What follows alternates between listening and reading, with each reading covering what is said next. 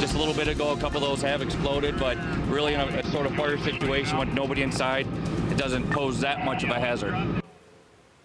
A big industrial complex in Newstead burned to the ground this morning, and new at noon, we found out in the last 10 minutes, they're saying this caused more than $1 million in damage. Several businesses involved here. Firefighters from 8 companies spent hours doing all they could to keep those flames from spreading. We'll show you where this happened on Davison Road here at TAV Enterprises. This is where News 4's Katie Alexander has been getting the information for us all day long. She joins us now live. Good afternoon, Katie. Well, Teresa, you can see what is left after this morning's fire. This huge building is reduced mostly to just a pile of bent and broken steel. Smoke is still rising from the rubble here, but this is really nothing compared to the smoke and the flames that firefighters were facing as they arrived here this morning. That call came in just before 6 o'clock. The TAV Enterprises building fully engulfed.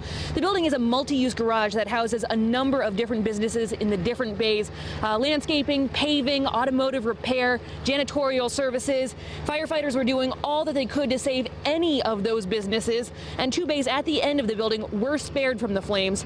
Some of the garages, though, housed race cars, snowmobiles, and motorcycles, and of course, plenty of fuel.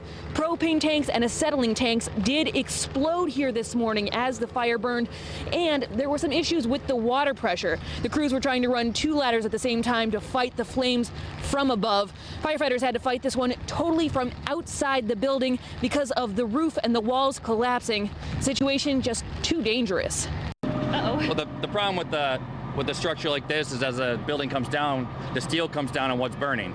We can't put firemen in because of the light steel truss. All that bends in the heat, so we're not going to put a fireman in. So trying to find that fire with steel on top of it makes it extremely difficult.